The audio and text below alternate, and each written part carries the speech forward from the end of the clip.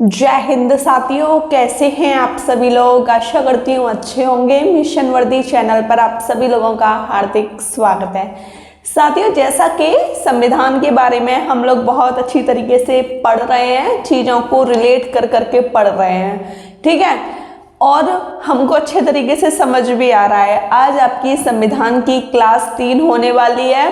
पहली क्लास तो demo class थी, दूसरी क्लास से आपका एकदम डीपली तरीके से संविधान स्टार्ट हो गया है। जैसा कि कुछ भाई बहन कह रहे थे कि दीदी थोड़ा लिख दिया करो, क्योंकि हम नोट्स थोड़ा अच्छे तरीके से नहीं बना पाते। अब मैं लिख दिया करूँगी, लेकिन आपको मेरी बातें समझनी होंगी, चीज़ों को रिलेट करके पढ़ना होगा। ऐसा नहीं कि बोर्ड पर लिखा है, आपने छाप लिया, हो गया काम, रट्टू तोता बन गए। रट्टू तोता बनने से कोई फायदा नहीं है, ठीक है। हमको रट्टू तोता नहीं बनना। रट्टू तोता बनना होता तो हम किताबों से पढ़ लेते, क्यों यहाँ पे पढ़ रहे हैं हम, है ना। तो इस कंडीशन को भी थोड़ा समझने की कोशिश कीजिए। मैंने आपकी कंडीशन को समझा, आप मेरी कंडीशन को समझने की कोशिश कीजिए। बस मैं आपसे यही चाहती हूँ कि आप चीज़ों को समझने की कोशिश करें, ठीक है। जैसा कि मैंने आपको बताया था कि सेकेंड वर्ल्ड वॉर चल रहा था, 1939 से स्टार्ट हो गया था, 1945 तक सेकेंड वर्ल्ड वॉर की कहानी थी, है ना। तो अंग्रेज बहुत ही परेशान हो गए थे। किस कंडीशन में परेशान हो गए थे? क्योंकि दो गुट बन गए थे। द्वितीय विश्व युद्ध में दो गुट थे, एक तरफ मैत्री राष्ट्र थे और एक तरफ आपके धुरी राष्ट्र थे। धुरी राष्ट्र में आपके जापान और जर्मनी जैसे देश थे, और आपके जो मैत्री राष्ट्र थे उनमें बेल्जियम, हॉलैंड, फ्रांस, इंग्लैंड, जिसको हम ब्रिटेन भी कहते हैं, ठीक है, और अमेरिका जैसे देश थे। अब बात आती है कि भाई मैत्री राष्ट्र और धुरी राष्ट्र में कौन जीत रहा था, कौन हार रहा था। ये भी तो कंडीशन है भाई, कहीं भी युद्ध होता है तो हार जीत तो होती है। लेकिन यहाँ कंडीशन ऐसी थी कि अगर जीत रहे थे तो अपना खुद का स्वामित्व कर रहे थे, है ना। मतलब जीत के बाद अपना कब्जा कर रहे थे हर एक चीज पे। तो फिर बेल्जियम, हॉलैंड और फ्रांस ने ऐसा ब्रिटेन से क्या बोला कि ब्रिटेन को भारत का सहारा लेना पड़ा। ब्रिटेन को भारत का सहारा लेना पड़ा। अब भाई युद्ध होगा तो फिर सेना वेना भी चाहिए, और आपको तो पता है कि ब्रिटेन ने कितनी नाइंसाफी की थी कि हम लोगों से बोल दिया, भारतीयों से, कि आप लोग हमारे साथ शामिल हो जाना, युद्ध होने वाला है, ठीक है। और कांग्रेस वालों से बोला नहीं था। तो इसी बात पे कांग्रेस वालों को जब पता लगा तो उन्होंने इस्तीफा दे दिया, और वहाँ के जितने भी नेता वगैरह थे उन्होंने सोशल मीडिया के माध्यम से, मतलब कि टीवी वगैरह जब होती थी, रेडियो के माध्यम से, अखबारों के माध्यम से, हर जगह बोल दिया था कि कोई भी अंग्रेजों का साथ नहीं देगा। तो ना तो सेना गई और ना कोई इंसान गया इनका साथ देने के लिए, तो ये अकेले ही चले गए। अंग्रेज कितने थे? मुट्ठी भर अंग्रेज थे, है ना। तो फिर इन लोगों ने बोला कि भाई कैसे भी करके भारतीयों को लेके आओ, तभी हम जीत सकते हैं। क्योंकि हमारी जो सेना थी ना, वो काफ़ी संख्या में बड़ी थी, इस वजह से। तो हम लोग माने नहीं, क्योंकि कांग्रेस वालों को बताया नहीं था, और जो भी कांग्रेस के नेता थे उनकी बातें जनता मानती थी। तो अंग्रेज बहुत परेशान हो गए कि कैसे भी करके इनको मनाया जाए भारतीयों को। तो ये हमें लॉलीपॉप दिखाने लग गए, ये हमें लालच देने लग गए कि हाँ, हम आपके लिए ले आए अगस्त प्रस्ताव। अगस्त प्रस्ताव कब आया आपका? 8 अगस्त 1940 ईस्वी में लेकर आए थे ये अगस्त प्रस्ताव। क्योंकि बुरी तरह से हार रहे थे ना सेकेंड वर्ल्ड वॉर में, इस वजह से हम लोगों को दिखाने लगे लॉलीपॉप। और इस समय यहाँ का भारत का वायसराय था लिनलिथगो। कौन था? लिनलिथगो। और अगस्त प्रस्ताव को जो लाने का कारण था वो क्या था? द्वितीय विश्व युद्ध में अंग्रेजों को भारतीयों का सहयोग प्राप्त करना ही अगस्त प्रस्ताव का कारण था, ठीक है। ये वाली कंडीशन समझ गए ना, कि जो सेकेंड वर्ल्ड वॉर था ना, उसमें भारतीयों को शामिल करना था कि भाई हम भारतीयों को शामिल कर लेंगे तो हम जीत जाएंगे। कहीं ना कहीं अंग्रेजों को भी हमारी शक्ति का अंदाजा था। ठीक है, समझ गए ना। दूसरा कारण था बेल्जियम, हॉलैंड, फ्रांस, इनकी पराजय हुई, मतलब ये तो बुरी तरह से हार गए। ठीक है, इंग्लैंड, ब्रिटेन, इंग्लैंड को ब्रिटेन भी कहते हैं, इंग्लैंड के सहयोगी देश इंग्लैंड पर, मतलब बेल्जियम, हॉलैंड और फ्रांस इंग्लैंड पर भारत से सहयोग लेने का दबाव बनाने लगे। ठीक है, मतलब बनाते रहे कि कैसे भी करके तुम्हारी जो भी मन मुटाव है उसको भारत से दूर करो, प्रस्ताव पर प्रस्ताव उनको दो, जो भी उनकी फरमाइश है उनकी फरमाइश को पूरा करो, लेकिन भारतीयों को लेके आओ। तो मतलब कि उस पर दबाव बनने लग गया, तो ये हमारे लिए अगस्त प्रस्ताव लेके आया। ठीक है, अब आप इसको नोट डाउन कर लीजिए। अब आप देख लीजिए अगस्त प्रस्ताव में अंग्रेज हमारे लिए क्या क्या प्रावधान लेके आए कि हम आपके लिए ये करेंगे, वो करेंगे, फलाना ठिमकाना। ठीक है, तो प्रावधान क्या क्या लेके आए? भारत को डोमेनियन स्टेट का दर्जा देंगे। इसका मतलब क्या होता है डोमेनियन स्टेट का? तो देख लीजिए, जिसको शासन कार्य के संचालन का अधिकार हो, मतलब कि भारत का अपना खुद का शासन होगा।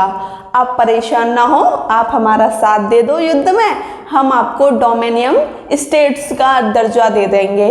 लेकिन भारतीयों को भी पता है कि इन पर भरोसा करना बेकार है। तो जैसा कि मैंने आपको बताया था, शासन के अंतर्गत आपके 3 प्रकार आते हैं, विधायिका, कार्यपालिका और न्यायपालिका। विधायिका वो होती है जो कानून बनाती है, जैसे संसद, और आपकी जो कार्यपालिका होती है वो होती है बने हुए कानूनों को लागू करना, जैसे राष्ट्रपति, प्रधानमंत्री, मंत्री आपके कार्यपालिका के अंतर्गत आते हैं। और न्यायपालिका वो होती है कि अगर जो भी आपके विधायिका और कार्यपालिका के कानूनों को ना माने तो वहां पर उनको न्याय मिलेगा। ठीक है, न्यायपालिका का ये अर्थ है, न्याय से संबंधित है। ठीक है, ये समझ गए कि उन्होंने हमको डोमेनियन स्टेट्स दर्जा देंगे, ये वाला लालच भी दिया। और उन्होंने ये भी बोला वायसराय की कार्यकारिणी काउंसिल का विस्तार किया जाएगा एवं उसमें भारतीयों का बहुमत प्राप्त होगा। इसका मतलब ये है कि जब भी वायसराय की काउंसिल होगी तो आपका भी वोट लेंगे हम। ठीक है, हम आपका भी वोट लेंगे। और जैसा कि द्वितीय विश्व युद्ध हुआ था उससे पहले हमको ये इतना सा समझते थे, और देख लो आज वो कह रहे हैं कि बस कैसे भी करके आप हमारा साथ दे दो, हमारी जब भी काउंसिल होगी तो उसमें वोट आपका भी होगा और हम आपको डोमेनियन स्टेट्स का दर्जा भी देंगे। तो आप बिल्कुल परेशान ना हो, अब आप समझ जाइए कि आपके लिए अच्छे अच्छे प्रस्ताव लाए जा रहे हैं। मतलब लॉलीपॉप देने का कितना अच्छा तरीका है ना, कि भारतीय तो कुछ जानते नहीं है, बस रख दो उनके सामने प्रावधान, मान लेंगे हमारी बात। और तीसरा प्रावधान क्या रखा? युद्ध सलाहकार समिति का गठन किया जाएगा, उसमें भारतीयों का बहुमत होगा। मतलब कि एक हम युद्ध सलाहकार समिति रखेंगे और उसमें वोट आपका भी होगा। तो आप बिल्कुल भी परेशान ना हो, हर जगह हम आपका बहुमत लेंगे। ठीक है, ये कंडीशन हो गई थी अंग्रेजों की। चौथा बोला इन्होंने, युद्ध के बाद एक संविधान सभा का गठन किया जाएगा। जैसे ही युद्ध खत्म हो जाएगा हम संविधान सभा का गठन कर देंगे। और फिर हमने भी बोला कि क्या पता कब तक ये युद्ध चले, क्या पता कब तक खत्म ना हो, हमें तो संविधान आज ही चाहिए। तो वो बोले कि आज इतनी जल्दी कैसे हो जाएगा, अभी तो हमारा युद्ध चल रहा है, तो इस वजह से ये भी काम नहीं किया। और बात कर लेते हैं, मुस्लिमों द्वारा एक अलग पाकिस्तान की मांग हो रही थी कि हमको एक अलग पाकिस्तान चाहिए और वहाँ का भी हमको संविधान चाहिए, लेकिन अगस्त प्रस्ताव में ऐसा कुछ भी नहीं था, इस वजह से ये प्रस्ताव भी आपका फेल हो गया था। अब 5वां पॉइंट देख लो इनका कि इन्होंने क्या प्रावधान रखा। अल्पसंख्यक माइनॉरिटी के हितों की रक्षा की जाएगी। अल्पसंख्यक किसको बोलते थे? ये मुस्लिमों को। ठीक है, जैसे कि सिख, जैन धर्म, ये तो बहुत ही कम संख्या में थे, बहुत ही कम प्रतिशतता के रूप में थे, ये मतलब के काफ़ी थे। तो ये कह रहे थे कि हम इनकी रक्षा करेंगे मुस्लिमों की, जिससे कि मुस्लिम बहुत ज़्यादा खुश हो जाएं, है ना, और उनका भी साथ दें। तो इस वजह से मुस्लिम तो पहले से ही निराश थे। क्यों? क्योंकि वो अलग पाकिस्तान की मांग कर रहे थे। अब आप देख लीजिए मूल्यांकन, मूल्यांकन की कंडीशन क्या है। पहली बार इन्होंने ये माना था, अंग्रेजों ने यह स्वीकार किया था कि भारतीयों के लिए संविधान का निर्माण भारतीयों के द्वारा ही होगा। नहीं तो इससे पहले क्या बोल रहे थे? इससे पहले तो इनके कान में जूं तक नहीं रहेंगी कि हाँ इनके लिए एक संविधान होना चाहिए। आपको पता है अप्रत्यक्ष रूप से संविधान की मांग किसने की थी? बाल गंगाधर तिलक ने। बाल गंगाधर तिलक ने स्वराज विधेयक का बिल पेश किया था अंग्रेजों के सामने, और सांकेतिक रूप से महात्मा गांधी ने भी बोला था।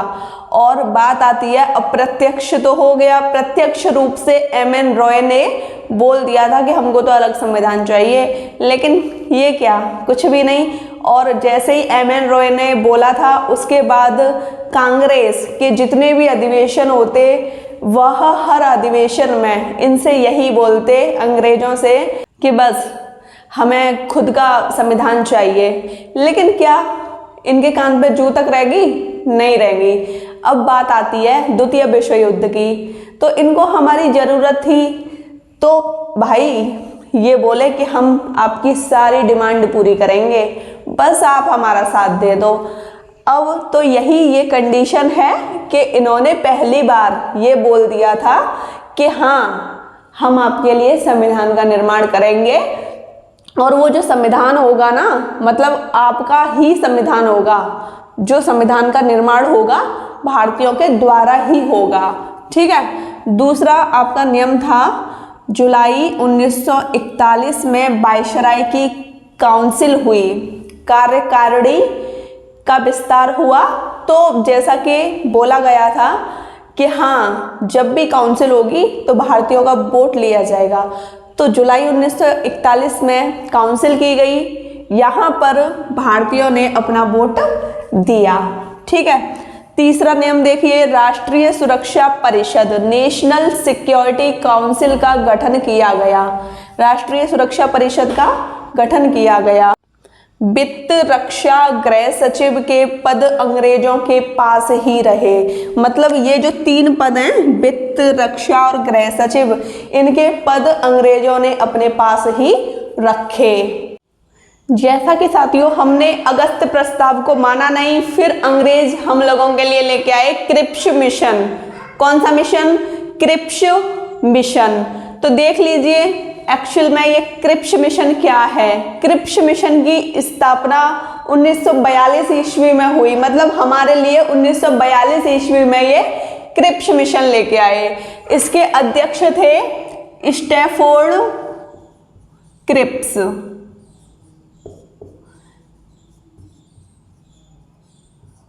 इनका नाम स्टैफोर्ड क्रिप्स था, इस वजह से क्रिप्स मिशन आया। ठीक है, 1942 ईस्वी में।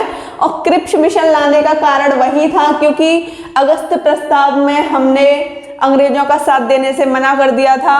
तो फिर 1942 ईस्वी में वही कंडीशन थी, द्वितीय विश्व युद्ध की परिस्थितियों में अंग्रेजों को भारतीयों का सहयोग लेना। मतलब कि वही कंडीशन कि जैसे इनकी हार पे हार हो रही थी, तो इनको भी कहीं ना कहीं बहुत बड़ी ये खुशी थी कि अगर हमारा भारतीय साथ दे देंगे तो हम जीत जाएंगे। तो ये मिशन पे मिशन लाते रहे। और क्रिप्स मिशन क्यों आया? क्योंकि जापान की लगातार जीत हो रही थी, इस वजह से क्रिप्स मिशन को ये ले आए। और जापान की जीत कहाँ पर हो रही थी? देख लीजिए, दक्षिण पूर्व एशिया जैसे देश में जहां पर अंग्रेजों के उपनिवेश थे, ब्रिटेन के, हॉलैंड के, फ्रांस के, जहां पर उपनिवेश थे वहां पर जापान ने अपना प्रभुत्व स्थापित कर लिया। मतलब समझ गए ना कि जहां पर ब्रिटेन के उपनिवेश थे वहां पर किसने अपना प्रभुत्व स्थापित कर लिया? जापान ने। अब क्रिप्स मिशन को लाने के अंग्रेजों द्वारा जो भी प्रावधान रहे हैं वो आप देख लीजिए। अगस्त प्रस्ताव में भी काफ़ी लंबे चौड़े उन लोगों ने प्रावधान किए थे, यहाँ भी वही कंडीशन है। तो देख पा रहे हो क्रिप्स मिशन में जो अंग्रेज प्रावधान लेके आए थे हम लोगों के लिए वो क्या क्या थे। युद्ध के बाद एक निर्वाचित विधानसभा होगी। उन्होंने बोल दिया था कि जैसे युद्ध हो जाएगा विधानसभा की स्थापना आप लोगों के लिए कर दी जाएगी और वो भी निर्वाचित होगी, है ना, जो भारतीयों के लिए संविधान का निर्माण करेगी। और जो भी निर्वाचित विधानसभा होगी वही भारतीयों के लिए संविधान का निर्माण करेगी। अब दूसरा आप देख लीजिए, दूसरी कंडीशन में मुस्लिम लीग ने अपना विरोध किया। मुस्लिम लीग ने विरोध क्यों किया? क्योंकि यहाँ बोला गया है कि भारत के लिए एक संविधान बनेगा। मुस्लिमों ने बोल दिया कि नहीं, पाकिस्तान लेंगे और पाकिस्तान का अलग संविधान होगा, भारत का अलग संविधान होगा। लेकिन इस मिशन में ऐसा कुछ भी नहीं था कि मुस्लिमों का अलग संविधान हम देंगे और भारत का अलग संविधान होगा। तो इस वजह से ये प्रावधान भी फेल हो गया था, ठीक है। परंतु क्रिप्स मिशन ने भारत को 2 हिस्सों में बांटने से मना कर दिया। अब गांधी जी ने पोस्ट डेटेड चेक क्यों बोला इसका मतलब क्या है? पोस्ट डेटेड चेक का मतलब क्या है? तो इस कंडीशन को समझो। जैसे मैं हूं, मैंने विकास से 5,000 रुपये उधार मांगे और विकास ने बोला कि ठीक है मैम, हम दे देंगे आपको पैसे। तो विकास ने मुझे चेक के माध्यम से पैसे दिए। मतलब उन्होंने मुझसे बोला कि लो चेक, और आज तारीख क्या है? आज तारीख है आपकी 12 तारीख। विकास ने बोला 20 तारीख का चेक है, ले लेना। तो फिर ऐसा चेक मेरे किस काम का? भाई मुझे जरूरत आज है और आप 20 तारीख का चेक दे रहे हो। तो इस वजह से महात्मा गांधी ने इसको बोल दिया था पोस्ट डेटेड चेक। इस मिशन को पोस्ट डेटेड चेक किसने बोला? महात्मा गांधी ने, ठीक है। जैसा कि साथियों द्वितीय विश्व युद्ध खत्म हो गया था। द्वितीय विश्व युद्ध 1939 से लेकर 1945 तक चला। फिर उसके बाद एक मिशन आया, कैबिनेट मिशन। इस मिशन को कौन लेके आए थे? क्लीमेंट एटली, जो कि नए प्रधानमंत्री बने थे। उन्होंने किसके माध्यम से ये मिशन भेजा था, ये सब कुछ मैं आपको बताऊंगी, ठीक है। और 1945 से पहले ब्रिटेन का पीएम कौन था? तो वो चर्चिल था। चर्चिल बहुत कट्टरवादी था। वो नहीं चाहता था कि हम लोग आज़ाद हों, वो हमेशा चाहता था कि हम लोग गुलामी करें। लेकिन सरकार बदलने के बाद ये जो मिशन था बहुत ही हम लोगों के लिए हेल्पफुल था, है ना। इसी मिशन में संविधान सभा के गठन की बात की गई, संविधान सभा का गठन किया गया। मतलब काफ़ी अच्छा मिशन था। क्लीमेंट एटली चाहते थे कि हाँ, भारत के लिए एक अलग संविधान होना चाहिए। तो देख लीजिए कैबिनेट मिशन भारत कब आया? 24 मार्च 1946 ईस्वी में। यहाँ पर ब्रिटेन के जो प्रधानमंत्री थे वो क्लीमेंट एटली थे और अध्यक्ष पेंथिंग लॉरेंस, जो कि भारत के सचिव थे। 2 अन्य सदस्य की बात की जाए तो स्टैफोर्ड क्रिप्स और एबी अलेक्जेंडर। स्टैफोर्ड क्रिप्स व्यापार बोर्ड के अध्यक्ष थे, एबी अलेक्जेंडर नौसेना मंत्री थे, ठीक है।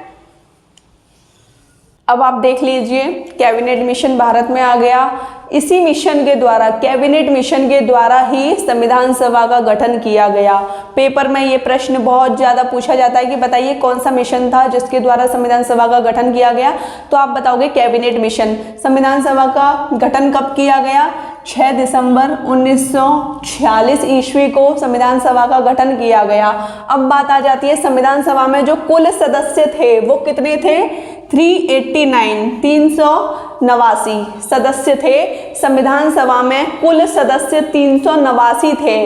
इन 389 सदस्यों में सुन लीजिए, ब्रिटिश प्रांतों की जो सीटें थी वो 296 थी, ठीक है। ब्रिटिश प्रांतों की सीटें 296 थी और देशी रियासतों की जो सीटें थी वो कितनी थी? 93।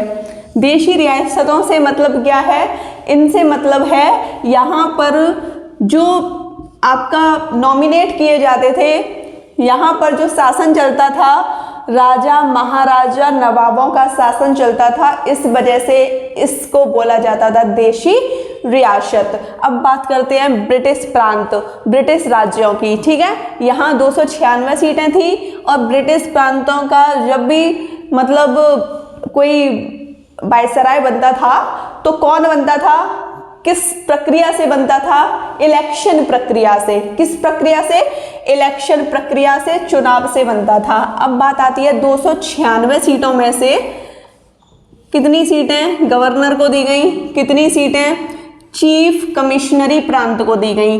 292 सीटें दी गई गवर्नर को, 292 सीटें दी गई गवर्नर को, चीफ कमिश्नरी प्रांत को 4 सीट दी गई। कितनी सीट, 4 सीट। अब बात आ जाती है कि 11 गवर्नर प्रांत थे, इसका मतलब क्या है, 11 गवर्नर प्रांत मतलब कि ये जो 292 सीट थी इसमें प्रांत का मतलब है कि जो आपके 11 गवर्नर प्रांत थे उनमें ये प्रांत थे। ठीक है, मैंने लिख दिए हैं बंगाल, बिहार, उड़ीसा, मद्रास, उत्तर पश्चिमी सीमाई, मध्य प्रांत, संयुक्त प्रांत, पंजाब, सिंध, असम, बम्बई। ये आपके 11 गवर्नर प्रांत थे। इन प्रांतों में से ही 292 सीटें भरी जाती थीं।